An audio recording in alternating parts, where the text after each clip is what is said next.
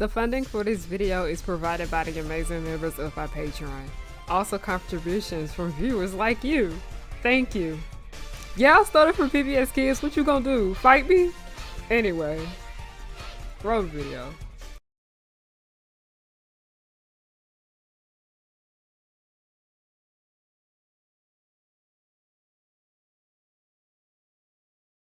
Y'all killed me in that post where I was just like, do y'all want me to talk about this? Like, no, I'm gonna show y'all. This is the one part that took me out. Okay, I found it. This person said, I want to hear about everything. How was the weather? Did you make any connections on set? I'm here for it. Y'all nosy.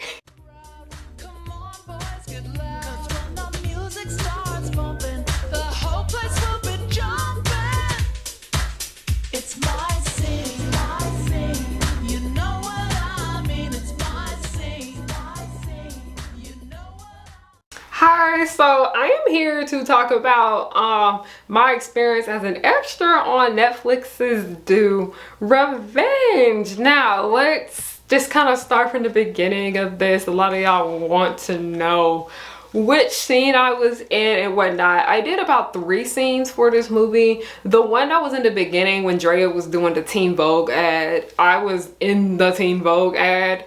The next scene I was in was the trash can on fire scene. That's the scene where a lot of what I'm talking about with my experience is going to come from. And then I was in the scene where after everyone like forgave, I keep calling him Ethan from Euphoria. I kept forgetting his name, but that character, that was the part where everybody started to like him more. So let's go ahead and get into details. So basically, I found out about Do Revenge because I was contacted about it through the same extras casting company that did casting for Stranger Things was doing the casting for this movie. And when it came to Do Revenge, they were picky. Let me tell y'all, they were picky. They were choosy. They was very picky about the kind of people they like, the kind of looks they wanted within the film.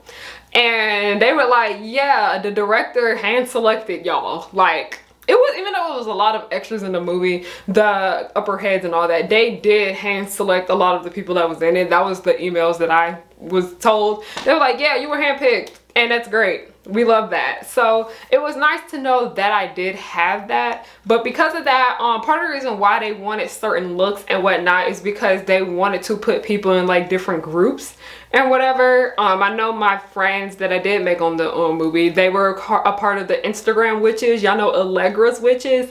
They were picked to be her witches, and I was picked to be one of the feminists, like one of the feminists friends. Like, y'all know the scene where we start ripping all the shit down and they set the trash can on fire. That's who I was picked to be a part with. And then I sent it in, and then that's when I got told, hey, you've been selected to be a part of this film as an extra. Congratulations. So that was great. But then when it came to the days of actually working, I was not able to work on the movie the entire time as I wished because I was dealing with so much in my personal life. I'm telling y'all, summer of 2021, Harry was going through it. It was just bad for me. It was really bad. It was scary, honestly. I was just such in a low place, but y'all don't need to know all that. It was just very draining, but I am glad that I was able to push through what I was dealing with to come to filming for this one day of the movie. And I'm so happy because this scene that I did is like one of the most important factors of the film. So we get there and we go through a fitting. I know we had to do like COVID tests first. Okay, let me just retrack all of what I just said. They needed to come and bring a lot of the extras in for their fittings. Because, you know, like that uniform, the Rose Hill uniform, they needed to, basically, we were going to be in the movie the whole summer because it filmed over about 2 months last year. We were going to be there the whole summer. So they were like, yeah, let's go ahead and get some of the costumes out the way, because if you go ahead and have a fitting for the actors and the extras and the photo doubles, it will literally cut back on so much time when it comes to filming, because so much of that time be taking place up in costumes. So moving on from that, my friend Shayla, she had a fitting, but I didn't. I just had to take a COVID test and whatnot. So let's get to the day of filming, and they were just basically picking and choosing. Like, all the people that were already there before, they were getting the same uniform that they had worn, because the scene that we were filming took place right after the scene they had filmed about like a week ago, I'd say. So all those people ended up getting their costumes first, and then the people who didn't have a fitting, and I was our first day there, we ended up having to, you know, get fitted for a costume, and they were trying to figure out which extra should wear blue, which one should wear green, all of that jazz. But before we ended up going to costumes, I remember they had pulled me to the side, because I noticed that, like, when it came to certain extras, some people only had to get tested twice. So all those people were good. Me, the other people that were chosen to be the feminists, and then all the Instagram witches, and then it was another small group. I think they were like the kids that were like gossiping with like that other guy in the scene that was like, I heard. All of us, we had to go get tested for a third time. We had to do a rapid test, because they were like, oh yeah, y'all are gonna be featured. You're gonna be like right close up by the actors. And we were like, huh? So they wanted to make sure, they wanted to make triple sure that none of our asses was gonna get the actors COVID. So we did that. That took about like an hour to get through. Oh my gosh. So we had to get clear. We went through costumes, and I kid you not, I did not sit down much this day. Like, usually I am expected to be sitting around a lot when it comes to extra work, because you don't know if they're gonna use you or whatnot. But they were like, okay, we need all the feminists. And I was just like, huh, me? What'd I do? And then they were like, we need all the Instagram witches, and then we need also that group too. So they called all of us over, and they were like, hey, so this is what you guys are gonna do. We're gonna walk you through the scene and do this, as and the third. So basically the PA read to us what was happening in the scene, and oh my gosh, when we found out what we were gonna film, we were like, this sounds so chaotic. What? I was shocked, because I wasn't on set yet with this movie. This was my first and only day working on it. So I didn't know the nature of the film. So I was just like, what is this? But basically they were like, yeah, he got revealed to be, they were like, yeah, he's honestly like, you know, sleeping around. He's messing around with a whole bunch of girls at the school. He was lying about it, and you guys found out, and now you're pissed. You guys are rioting. It's a whole chaotic mess. So they did have us taken to set, and then they walked us through the scene and told us what to do. I ended up meeting the two feminists, the ones that had lines. Their name was Feminist 1 and Feminist 2. They were sweet. They were pretty nice. So they basically walked us through the scene. They were like, okay, you guys are gonna stand over here by the lockers. You're mad at him for, like, you know, being a cheating ass whore. You're mad at him for that. And then when she tells you guys, come on ladies, I forgot what the hell she said. But basically, like, when she points to you guys, y'all are gonna rip all the posters down. And we were like, okay. And we were like, wait a minute, so we actually have to like rip the posters? And they were like, yeah, like rip them down. And we were like, oh, okay. They're like, yeah, don't be shy, actually rip them. We want you to rip them, because we want it to be real. But a lot of us, we were scared to rip the papers down. By the way, the other girls that were playing feminists, they were so sweet as ever. I wish I got their names, but I didn't. But we were so scared to rip the shit down, because you know, like, if you break something on set, you gonna be in trouble. Even a little tear piece of paper, sometimes they be getting on you. They be getting your ass. But yeah, they're like, no, we want you to rip it down, because we're gonna replace them with other posters later. We were like, oh, okay. So yeah, they told us, and then they were like, by the way, this is the trash can that's gonna be set on fire. Be cautious of it. Be safe. We don't want any of you guys getting hurt. Make sure you're aware of that. Why? I'm somebody that is like scared of fire and shit like that. Why was I the feminist that was the closest to the fire? Like, especially Shayla, because Shayla know that I am clumsy. That's my bride or die for real. Like, she was like, when I saw that they put you right next to the trash can, I got so worried. She was like, oh no, please, no. And another one of my friends, his name is Colin, he was like, your face every time they lit that trash can, you look so scared. I was like, yeah, I was really intimidated. That thing was hot too. Like, it's already hot on set with all of the set lights and all this shit. Fire in the trash can next to me just burning. And it was gas. Yeah, it was gas. That's how they ended up lighting it. it. So moving on, we do the scene numerous times. It was a bit iffy like in the beginning because it was kind of like a little practice round, but we did that scene. We did it a lot, probably about 10 times of us ripping down the posters and this and that and the third and whatever. And you guys want to know which girl I am in the scene? I am the one with the pink braids. Like, I remember when I had that pink braided ponytail in my hair last summer? Yeah, that's what I was doing in between time on YouTube. But I had like a pink braid in my head, and then I had like 2 braids right here, and I had on a purple outfit. You guys want to know which outfit? They're on my Instagram story, by the way. But that is what I was wearing in that scene. You see me, you can actually see me very well. Like, I am in that shit.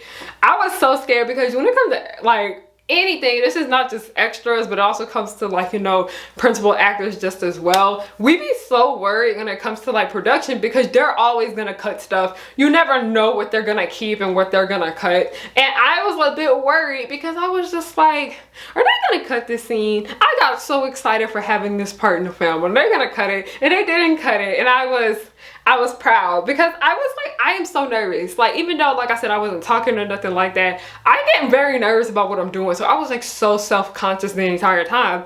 And basically, like, the crew came over and the director came over and they were like, you guys are doing great. And I was just like, okay, thank you. Like, thank you for the validation that you gave me that I was doing a good job, because I was very fucking worried that I was doing terrible and I was gonna ruin my name before I even did anything for myself. So that's how we did that scene. And then we broke for lunch, and then we came back and did it again.